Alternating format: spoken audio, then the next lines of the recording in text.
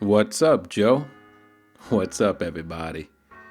The NBA, like every other major sports league, has suspended play due to the spread of the coronavirus.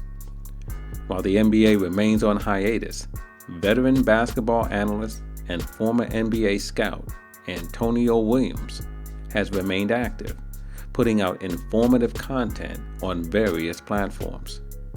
We're talking to Antonio today about his recent series on the NBA's 2020 Hall of Fame class. In addition, Antonio shares his thoughts with us on the possible return of the NBA and the upcoming ESPN documentary on Michael and the Chicago Bulls. So sit tight as we chop it up with our man Antonio Williams on Sports 360.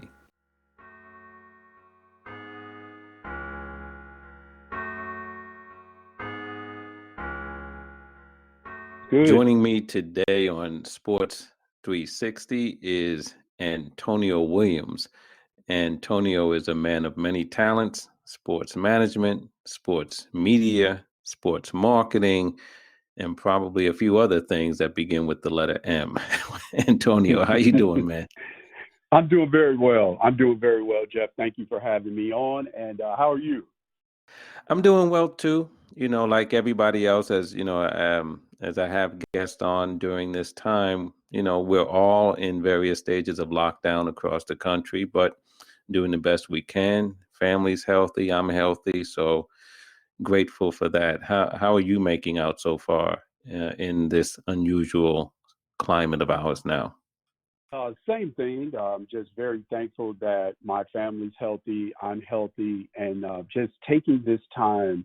And because we in this business, as you know, Jeff, we're traveling all the time. So just having the time to really strengthen those connections with your family and your loved ones is something that I certainly am looking to take advantage of for sure.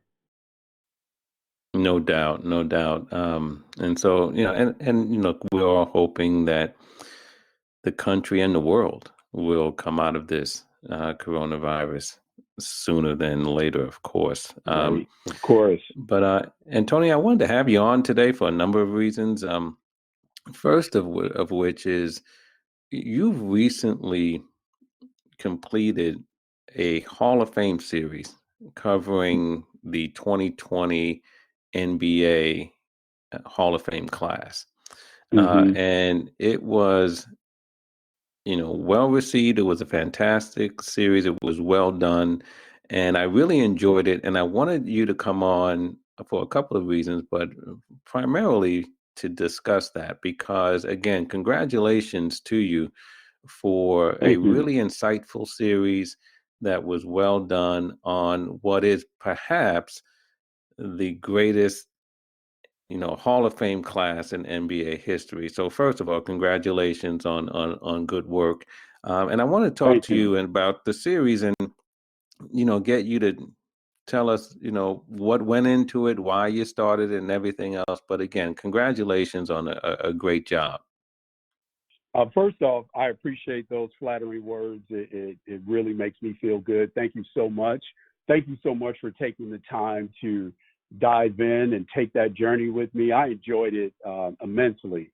And I decided to do the series because right now, of course, there isn't a lot going on in the sports world. There isn't a lot in general in terms of media coverage that is makes us feel good. And so I wanted to recognize these inductees, especially during this time, because and rightfully so, health is wealth, and it's the number one priority, as I said when I first started the series. So almost all of our energy and focus should be on that. And during this time, maybe those Hall of Fame inductees, even though it's potentially the greatest on paper in the history of the Hall of Fame, maybe some of those accolades, maybe some of that adulation and admiration and respect may be sort of dampened and tempered a little bit because of the time that we're in. So I wanted to take some time to recognize all of them. And being a lover of this game, all of them have had an impact on my socialization in this game to a certain degree for sure. So wanted to take some time to recognize them, and also while I'm recognizing them, talk about some of the aspects of their accomplishments that may go underlooked.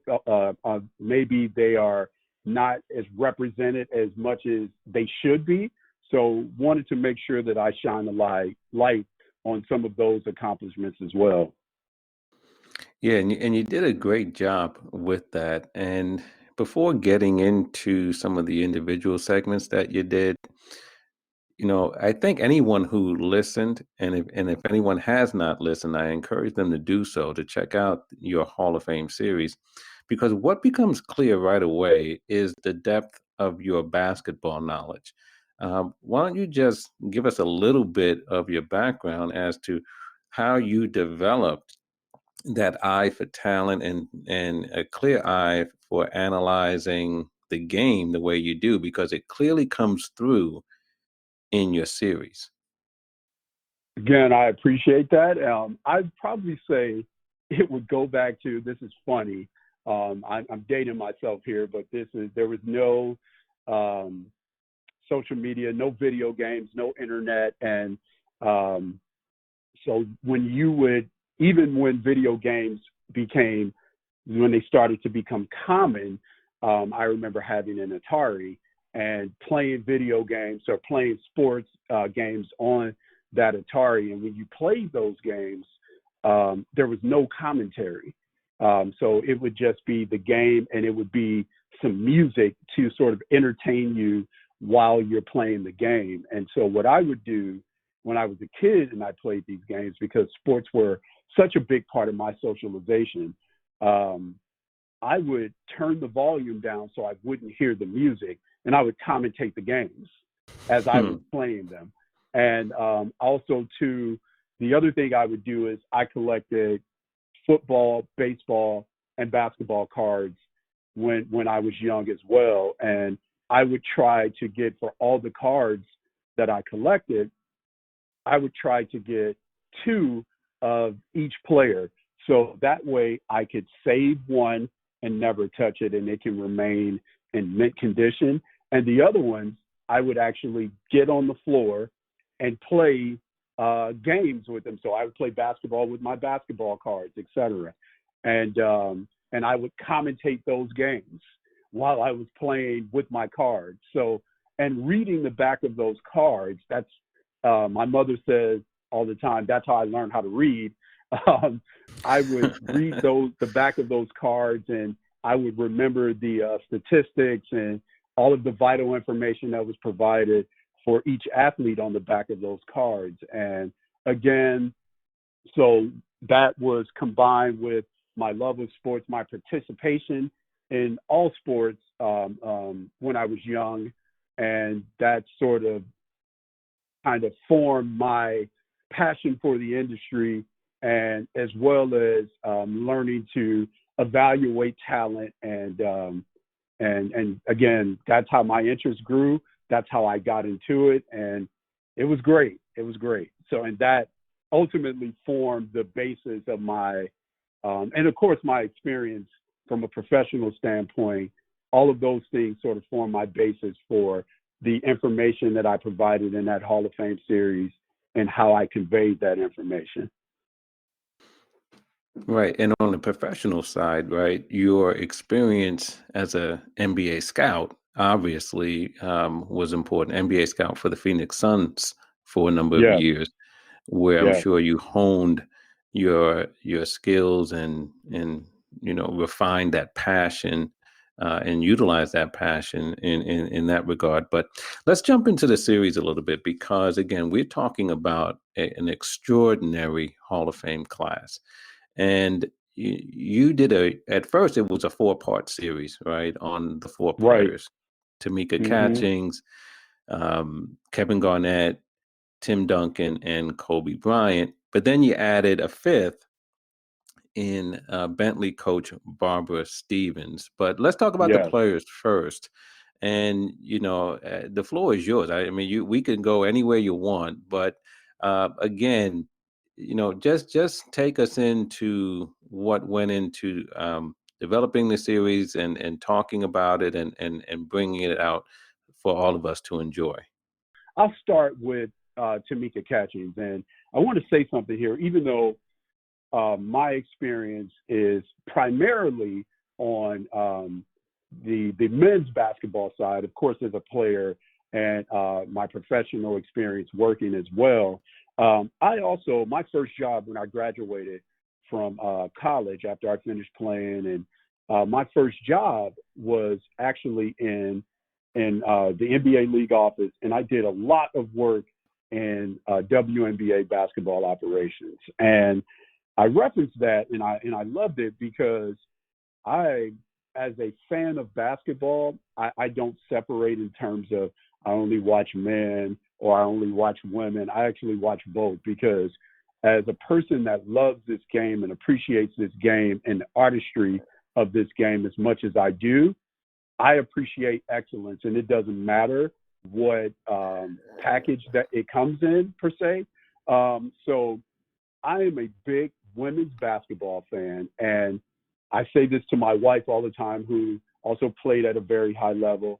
And I hope people don't take this the wrong way, but as a women's basketball fan, I don't watch the game because I feel like this is the way that I support women. I watch the game because they are excellent basketball players and I appreciate excellence. So it's not a social statement that I watch and love and follow women's basketball.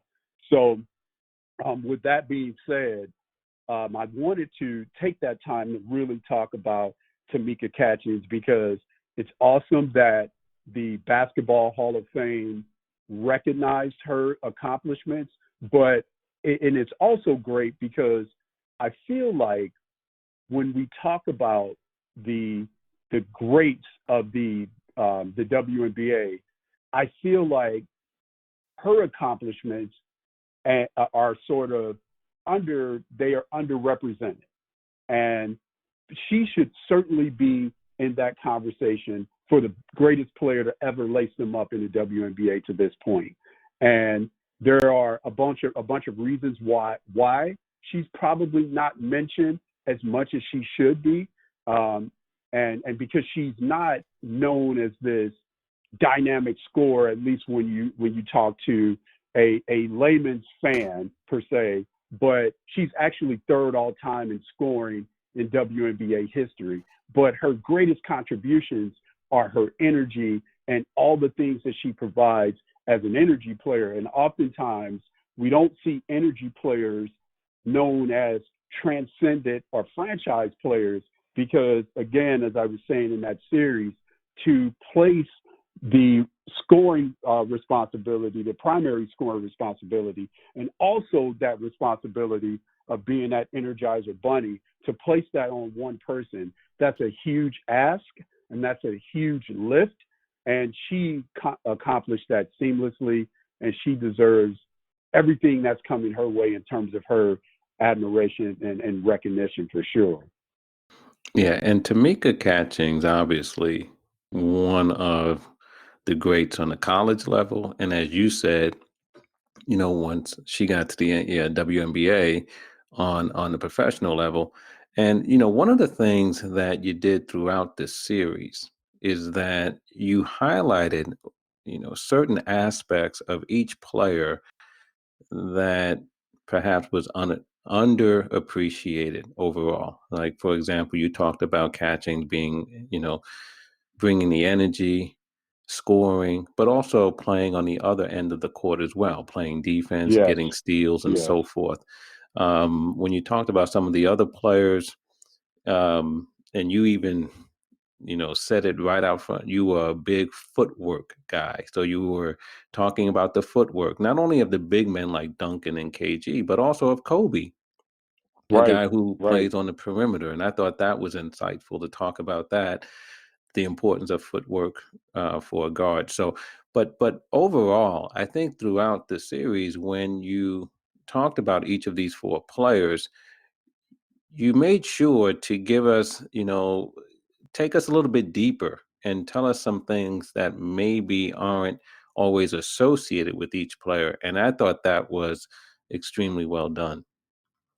I appreciate that. Thank you. And so, yes, that was the idea, to bring that scouting perspective, to really deep dive and talk about some of those positive attributes that each person brought to their respective teams and positively impacted winning at the highest levels, because of not only those things that are at the surface level that they accomplish, and accomplish with grace, and accomplish with regularity, but also those things that when you deep dive and you figure out what's the DNA of a winning team, and a team that wins at a very, very high level consistently, what are those things that each player brought to the table as well.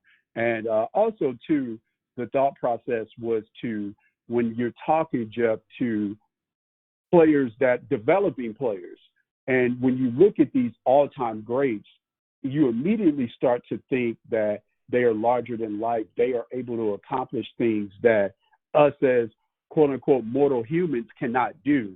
So my thought process as well was to bring some of those things and show how these things that all of us can accomplish serve as the basis for the superhuman things that they actually performed on a regular basis.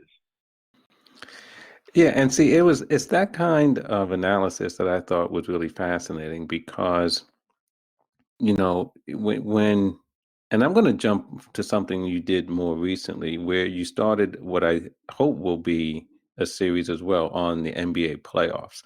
And you Yes, started with Kobe Bryant and you broke down his game-winning shot against Phoenix, I believe it was, in yes, game that was Phoenix. 4.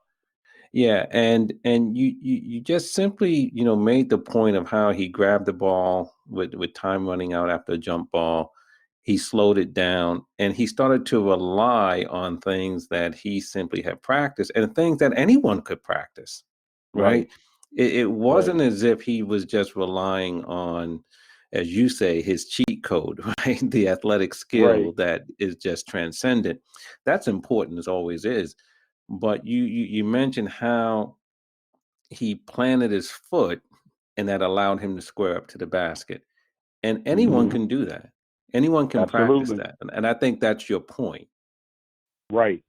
That's exactly my point, where you're taking these, against these people that have accomplished these superhuman, they have these superhuman abilities, at least when we look at that, and rightfully so. As I say that, I certainly don't want to, part of the reason why I did the series was to respect these players and their accomplishments. So I don't want to oversimplify and make it seem as if I am not recognizing the greatness, but I certainly recognize the greatness. But the greatness was attained because they actually mastered the simple. And one of the terms I like to use when I'm talking with developing players is, if you want to be unstoppable, you have to master the predictable.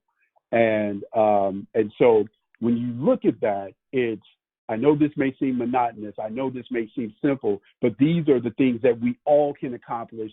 These are the things that we can all easily do with dedication and focus. And those things actually serve as force multipliers, and they become spectacular.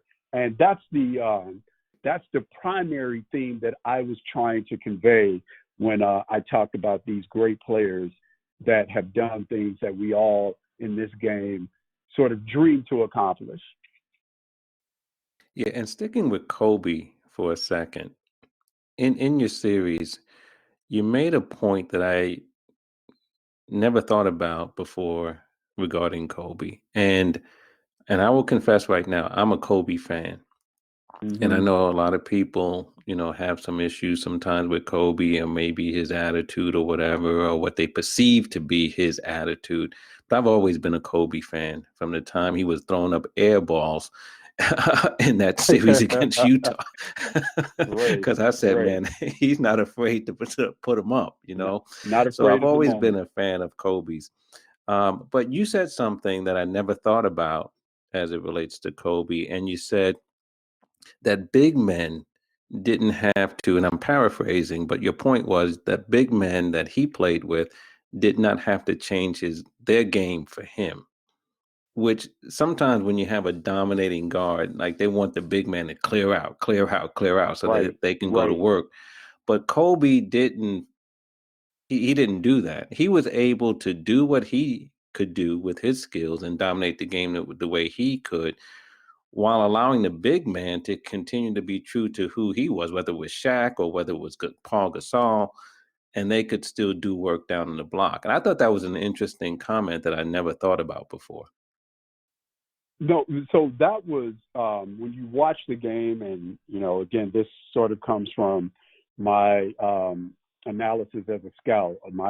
It comes from my experience as a player as well.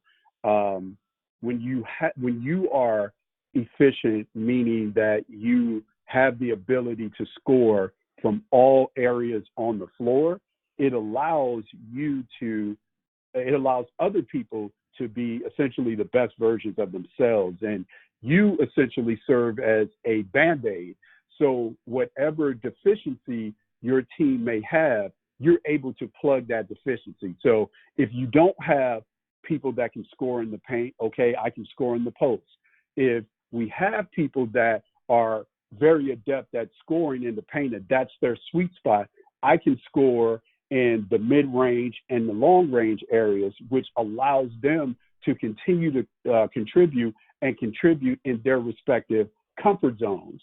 And I felt like Kobe I felt like he didn't get as much credit for having that skill as he should have. And I'll go back to something that you said, Jeff. And again, this is about how we can take these superhuman beings and sort of personalize them and make it relevant to our abilities. You said about those air balls that he shot in Utah. When you watch Kobe and you watched him and we listened to him talk, the interesting thing about those air balls, and this is just my personal opinion, the interesting thing about those air balls, people will naturally assume that those air balls actually vaulted him and catapulted him to transitioning from Kobe Bryant to Kobe and the Black Mamba. And actually, when I analyze Kobe and I watch him and I listen to him, those air balls had nothing to do with his development. And the reason why I say that is because Kobe, when you watch players that are all-time greats and they're able to sustain their success, oftentimes, and this comes from being a player as well, you're not motivated by what people are saying, good, bad, or indifferent about you. Your motivation is intrinsic. That fire comes from within.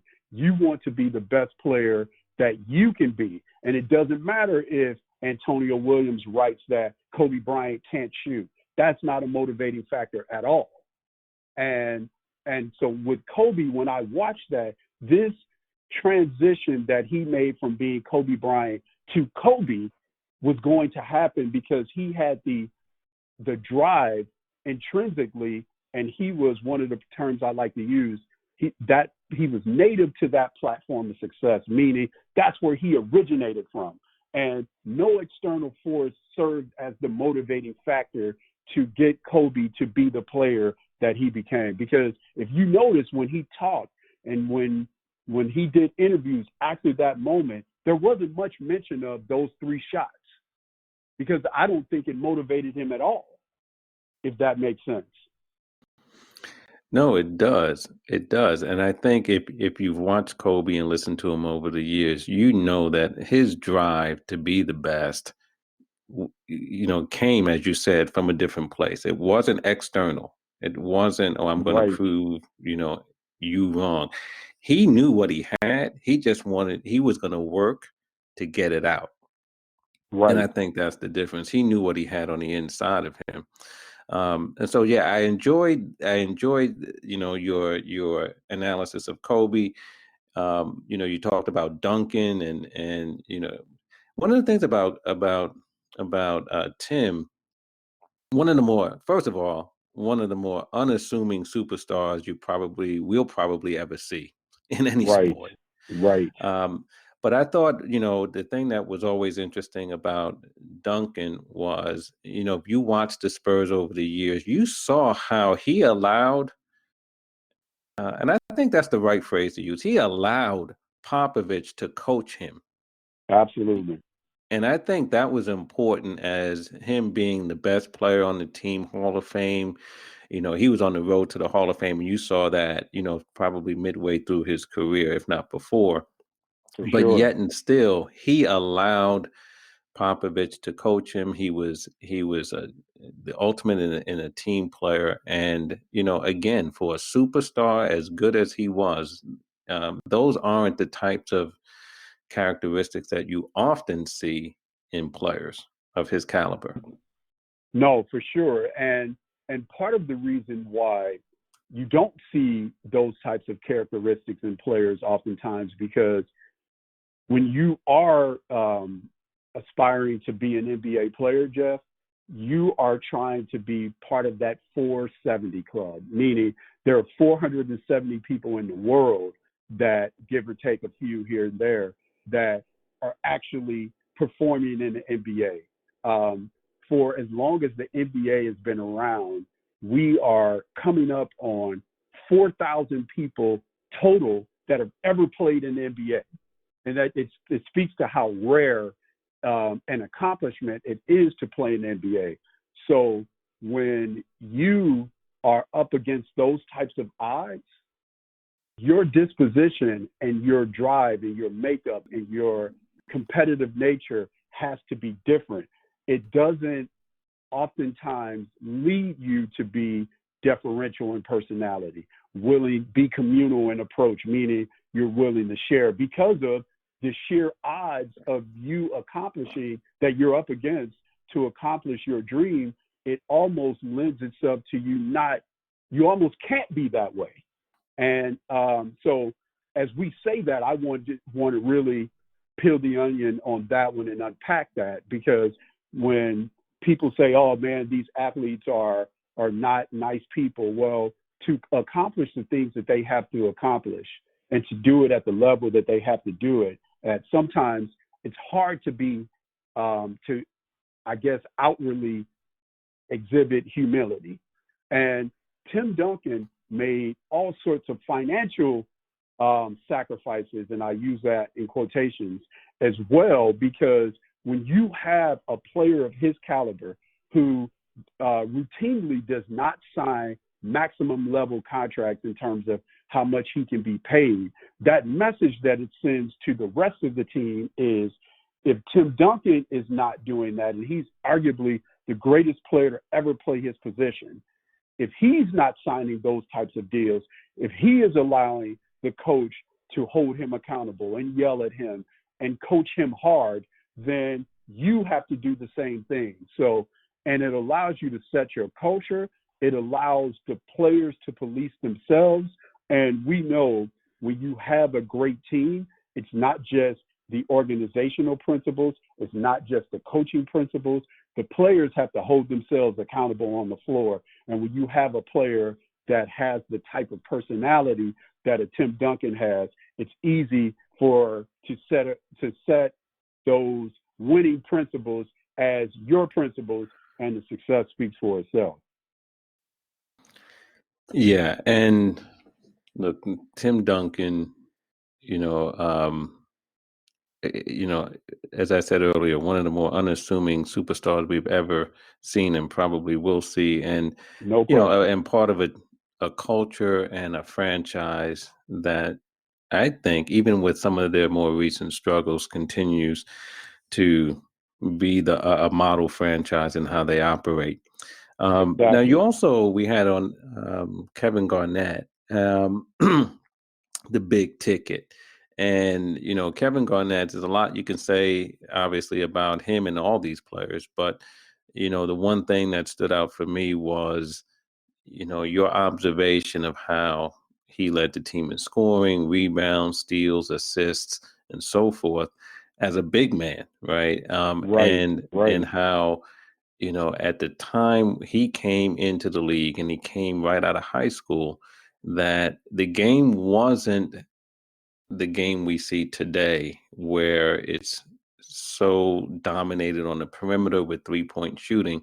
We had some elite big men during the time when KG was, manning the post and Right. playing, in the NBA. So, and for him to come in and to have the versatility of the talent that he had right out of high school was really impressive. And, obviously he went on to win the championship with Boston and all the rest of it. But his all around game probably is not as appreciated as it should be. No, certainly agree with that. And, one of the things that again, his passion is the foundation for his game. And I really wanted to, in the series, talk about how, and go behind the curtain a little bit and talk about how when we are evaluating players, especially when we're evaluating bigs and big guys, no disrespect, but big guys don't have to love the game in order to be professionals the way that, say, I have to love the game as a point guard. Because, and the way that I like to phrase it is, as a guard, I had to prove that I could play. A big has to prove that they can't. So the onus of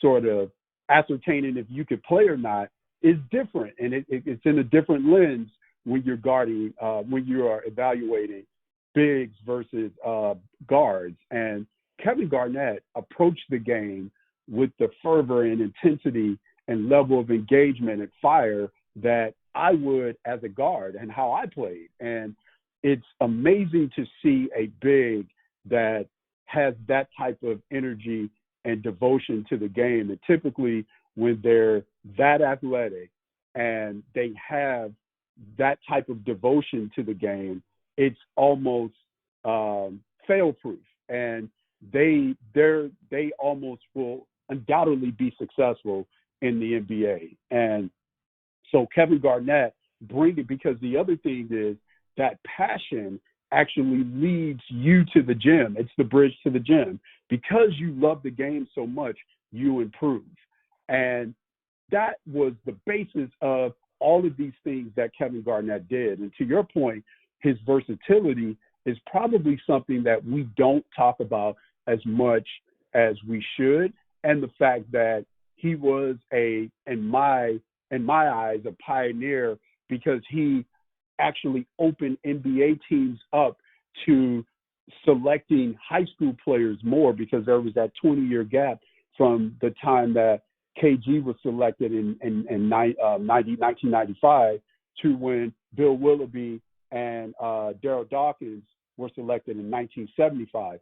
And the year before that, in 1974, Moses Malone was selected, all-time great, was selected by the Utah Stars. So so there was a 21-year gap between the last high school players that were selected to Kevin Garnett. And there was trepidation on the part of teams to select more high school players until Kevin Garnett sort of showed those teams in the world that with the right support system and the right disposition by the player, that a high school player can be successful when they come to the NBA. So he should be recognized for that. And then also too, he was a pioneer in this regard, that, to your point exactly, Jeff, and I wanted to talk about that, he played in a league that was dominated by big men. He also played in a league that, because it was dominated by big men, it was also a very physical league.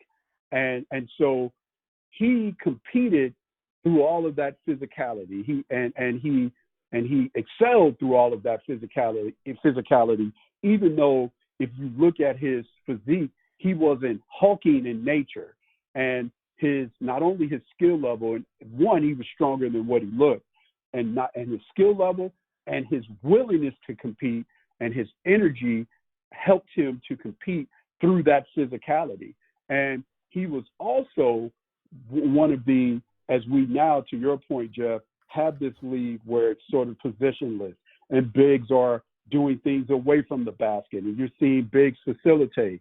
Well, Kevin Garnett was part of ushering that era in, and where he deserves a lot of recognition is because even though sometimes I can tell you this as a scout, when we're looking at players and someone will say to me, hey, I have this stretch four that you should check out, or I have this big that can play on the perimeter that you should check out. Well, one of my first questions is this a big that has the ability to play on the perimeter and in the paint, or is this a big that is totally averse to the paint and allergic to the paint and wants no part of it and lives exclusively on the perimeter? That's different. And Kevin Garnett lived in both worlds. And that's very important to know. Yeah, and there's so much you could say about all of these, athletes. And listen, I want to move on, and obviously check out the series. You also did a piece on Barbara Stevens, the coach at Bentley. But Yeah, I want to touch on a couple of other things before I let you go, and one is where we are right now with the coronavirus and with the NBA, like other sports, being, on a hiatus, being suspended. First of all, and there's been talk, though, of the NBA returning at some point. There's been talk about all the teams resuming and playing in one location in Las right, Vegas, where it will right. be easier to monitor players and others, because it's not just players. Obviously, there'll be thousands of people involved in bringing the game back. But a place where everyone involved can be monitored, can be tested, and so forth.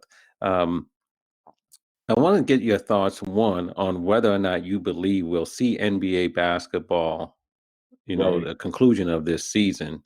Mm-hmm. And second, what are your thoughts about the potential of playing all the games in Las Vegas? First off, I do think that the league, I think all of the leagues, but especially here with the NBA, I think the league is exhausting all options to try to bring the season back and conclude the season and crown a champion, and make it as conventional as possible in this unconventional time. So I think for a multitude of reasons, the league wants to try and come back, but the league has also had a great relationship with players. So I think they want to make sure that they are protective of the players, and that extends to the players' families as well.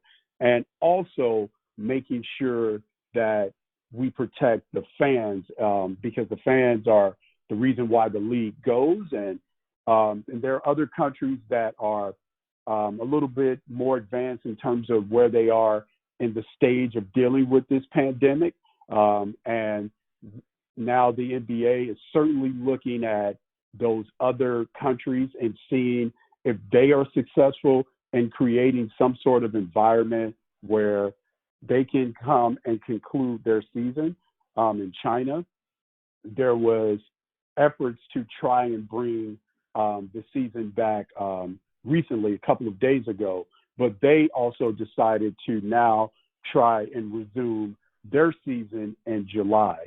And I think that the NBA is certainly looking at some of the other leagues around the world where, again, their operations are based in a country that may be a little more advanced in terms of where they are in dealing with this pandemic because it reached them earlier. So I think that the NBA would try to do everything they possibly can to bring the season back. I have personally a hard time believing that in some way, shape, or form that the league will not come back. I think, and again, no one knows the future, but I have a hard time believing that we will play this season and there will be no sort of conclusion. And it'll look different, but I don't think that we'll play it. I don't think it'll be a situation where it will just be this season just has an asterisk because we didn't play some sort of tournament, some sort of 25 games, something to give us some sort of conclusion. Yeah, and I would tend to agree with you. And again, I think some of these leagues and all of these leagues really that are bleeding revenue right now have to find a way to make up that revenue if the situation allows, because obviously what is most important is the health and safety of fans, players, and everyone involved. But assuming that things get better and the curve flattens and all the rest of it, and we come out of the grips of this virus, you would think that the NBA and the other leagues are going to look to capture as much revenue as they possibly can. Absolutely. But having said that, one of the things that is being talked about with the NBA and with the other leagues as well is that if and when games resume, it's almost a certainty that they will resume without fans in the stands. As a former player, as a guy who's been around the game for a long time, what are your thoughts about that? For me personally, and I know some of the players have alluded to this, Jeff. For me personally, I personally prefer to play on the road more than I prefer playing at home, and it's because when you're on that road and you go into an arena, and we're speaking in NBA terms, you go into an arena and 20,000 people are against you. It has a way of really making that brotherhood and that bond that you have with your teammates stronger. And because all you have to rely on potentially are yourselves. And so in addition to relying on that brotherhood and that bond that you have with your teammates, some of us also relied on the fact that the arena is loud and nobody is cheering for you. You're competitive. You use your competitive nature and you leverage the fact that everyone is against you, and that propels you to greatness. And so with that being said, I think for some players, not all, but for some players, it will be very tough to be in an environment where you all are playing and then there's nobody in the arena and you don't have that energy from the fans to leverage and bounce off of to make great plays and make positive contributions to your team. So that will be an interesting dynamic. It will be a dynamic, especially when you are one of those teams that, say you're the Lakers or you're the Clippers or you're the Bucks, and you're one of these teams that you are a great team. You're powered by a great player or great players, and those great players are used to playing in arenas that are packed. It will be certainly a different experience for them, and I'd be interested to see how those players deal with being in an environment where there's no fans. It will have to be tough because, as you said, as a player, you kind of fed off the road crowd.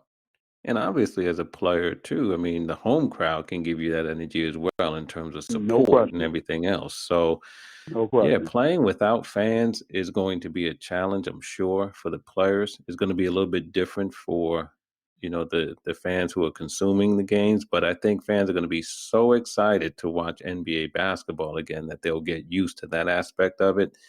But Right. here's something, and I don't know how the broadcast partners are going to deal with it, but I'm sure they will. Antonio, you played.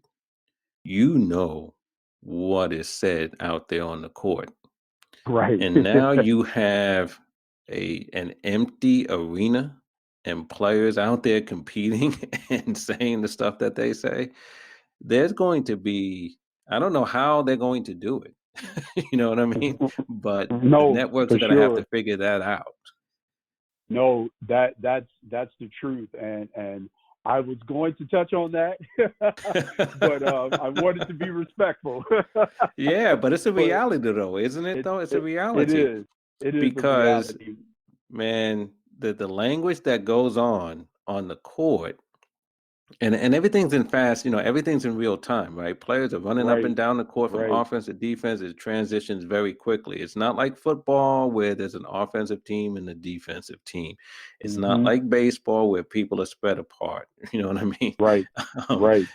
everything is happening very quickly, and there's a lot of banter going on, and it's not all family entertainment as far as the language is concerned. There's So no question about that. yeah, that's going to be interesting because you can imagine that, those things could be picked up. Because here's the thing, there has to be some sound, doesn't there? Because you're not going to have the sound of the crowd.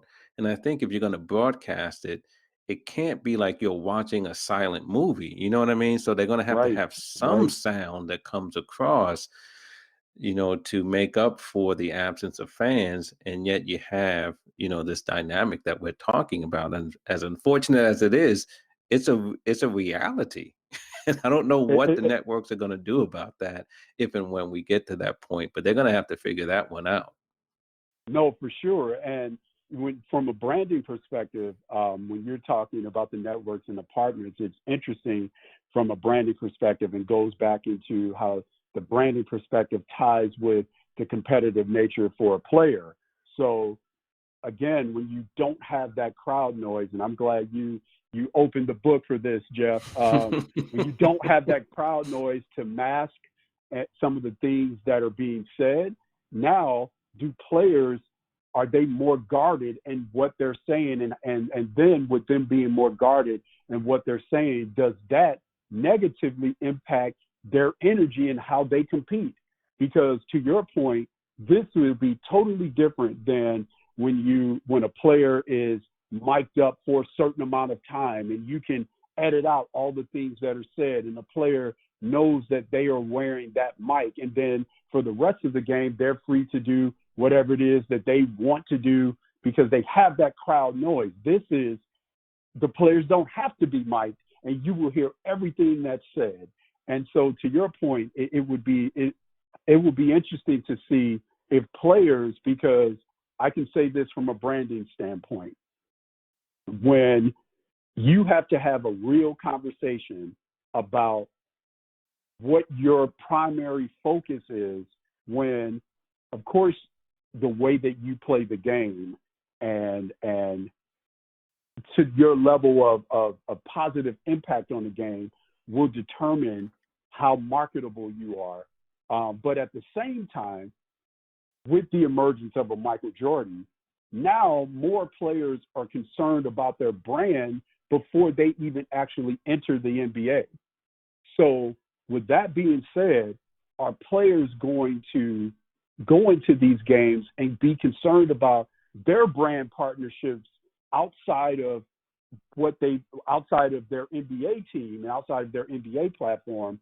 Will that color how they compete on the floor, because they don't want to say certain things and get so involved that they jeopardize their potential branding opportunities and current branding opportunities as well? Yeah, and it remains to be seen because those are some real considerations that the players have, that the league has, and that their broadcast partners will have. So, Right. that is going to be interesting to see. The other thing, Antonio, I wanted to get your thoughts on is if there is a return to play, that would be good news, right? Because that would mean the virus is, I don't want to say under control, but it's, we're coming out of it, right? And so that would be good news from that standpoint. And it would be good news that the game is are now going to be allowed to be played. But how much time do you think players are going to need? Because right now, there's a report out of a 25-day plan where once the green light is given by health and government officials for the league to be able to ramp up and to resume, players would take 11 days, train on their own, and then have a 14-day training camp. What do Hmm. you think about that? Is that enough time? Uh, I think that the league has to be very sensitive to making sure that there is enough runway before we start, because in 2011 when there was a lockout, the last time we had a lockout, there was an abbreviated training camp, abbreviated time to get ready, and we jumped into the 66 game season. And when we look at a player, and I say this with all due respect to this great player, but when we look at Derrick Rose, we had 66 games that year. He missed 25 of those games with different injuries before the first day of the playoffs. He tore his ACL. And that sort of led to all of the things that we saw in terms of how great he's playing now, but it led to all of the kind of a downfall for Derrick from a production standpoint. And on that same day, Iman Shumpert also tore his ACL in the playoffs for the Knicks. And so the league has to be very sensitive to how much they expose players to rushing to getting back on the floor. Players, you always feel sometimes we have to be saved from ourselves because you always feel that you can jump on the floor and do what you do and you don't need much preparation. And the reality is the NBA season is a marathon, and you have to make sure that you have enough runway. But if also, too, you also have to look at the individual approach of all the players as well, Jeff, because if some players have been diligent about making sure that they are on top of their fitness levels as much as we can while we're practicing social distancing and quarantining. I'm sure that the teams have been having Zoom meeting fitness sessions. And if those players have been diligent about that and maintaining their level of fitness that they had once the season was suspended, I think that would be enough time. But if players weren't diligent about doing that, especially if you have players that were already out because they had already out because of a pre-existing injury, that 25 days may not be enough for them to get into game shape, or those 14 days.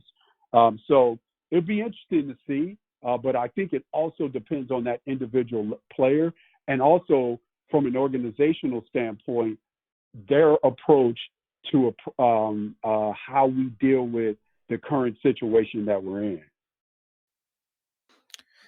Yeah, and you hit on a couple of good points there, including look, there's going to be some real economic pressure for the NBA and all the other leagues that hopefully will return as Right. quickly as they can, Right. within reason, right? Given, Mm-hmm. the state of the world at that point and the state of the virus at that point, and, the need to maintain the safety of everybody and the health and safety of everybody involved. That's paramount. But, right behind that, and let's be clear, it is going to be some real economic pressure on these leagues that have lost a tremendous amounts of money. And here's the other thing, Antonio, depending upon how long it is before games resume, players may start losing some money, right? Right. Because, Right. the NBA players paid right now, but there's already been talk about NBA players having to, take a hit. So the economic pressure, along with just the desire to get back on the court, has to be, taken against the health considerations there. But it's going to be some pressure. But like as you said, the NBA has to be careful. The Players Association players, they all have to be careful in, returning and what that looks like.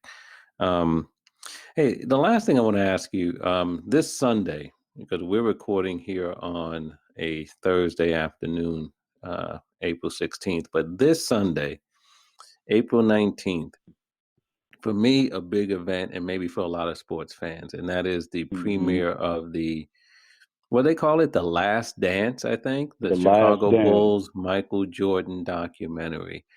Man, I'm looking forward. to that, and I know you spent some time in Chicago after the Michael Jordan reign and everything else, but as a longtime basketball fan, what are your thoughts about this documentary that's upcoming? I'm super excited, and I'm certainly glad that we'll all benefit from the fact that ESPN decided to move this documentary up. And I'm School of 23 all day. I wore 23 throughout my career, and there were some difficult times wearing 23 growing up in Southern California during the Lakers' reign and Magic Johnson's reign. But I can't wait to watch this documentary and dive in and share some of my thoughts with all of us as sports fans, the hoop fam, the basketball community. I'm very excited for sure. Yeah, so am I. Because again, Michael is, you know, I mean, look, Michael has millions and millions of fans all across the world. The Bulls, Right. have millions of fans across the world, probably primarily because of Michael, and Hmm. his dominance. But I'm looking forward to this, man. I'm looking forward to seeing and reliving, some of these great days. Because you know what it is, like I'm a Knicks fan, and I remember when the Knicks, they used to get on Patrick Ewing, and people in New York and others would criticize Patrick Ewing, and I remember during Ewing's Knicks career, I said, you know what? When we don't have Patrick Ewing anymore, Knicks fans who are down on him will realize what we had. And Absolutely. look at where the Absolutely. Knicks have been pretty much since Patrick Ewing has gone. No, Um, that's the truth. and so it's good to be able to appreciate what you have when you have it. And then like here it's also like a double benefit for those of us who witnessed the greatness of Michael Jordan and those Chicago Bulls teams to have an opportunity to revisit it, especially at a time like this. No question. And when you start thinking about Michael Jordan's impact off the floor and what he's done for the game of basketball, he's one of the reasons why the NBA is probably one of the top 10 marketing companies in the world. And it's literally a marketing company wrapped in basketball. And Michael Jordan is one of the overwhelming reasons why that's the case. And he's also he's also played a huge role in taking a company like Nike and making it a pop culture icon bigger than the sport of basketball. And so his influence even to this day is great. And when you look at from a branding perspective, when you look at the players now, when you start looking at the shoe sales, his shoe sales still trump whoever's the best player in the NBA is right now, and it's not really close.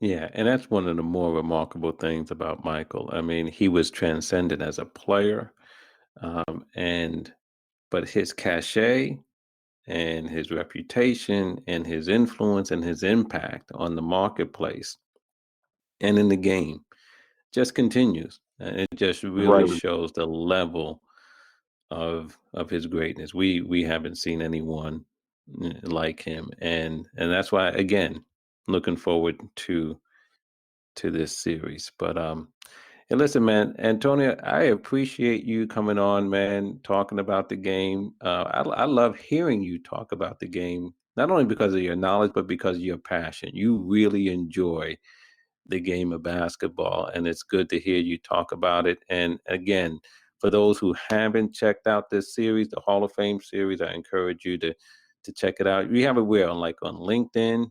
Is it on Yes. Facebook as well? Yes. It's on LinkedIn.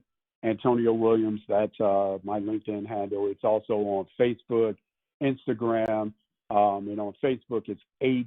Williams Basketball.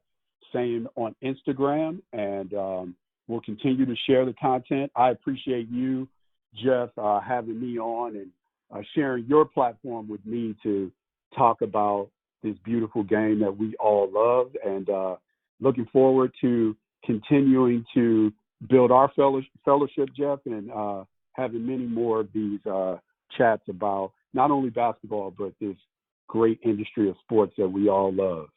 Yeah, no doubt. And certainly I look forward to having you come back on, and we'll keep an eye on the NBA situation and just the sports situation overall. But I look forward to having you back on and really appreciate you coming on today. So thanks a lot, Antonio. I appreciate it, Jeff. Thank you. I'll talk to you soon. All right. Everybody stay safe out there.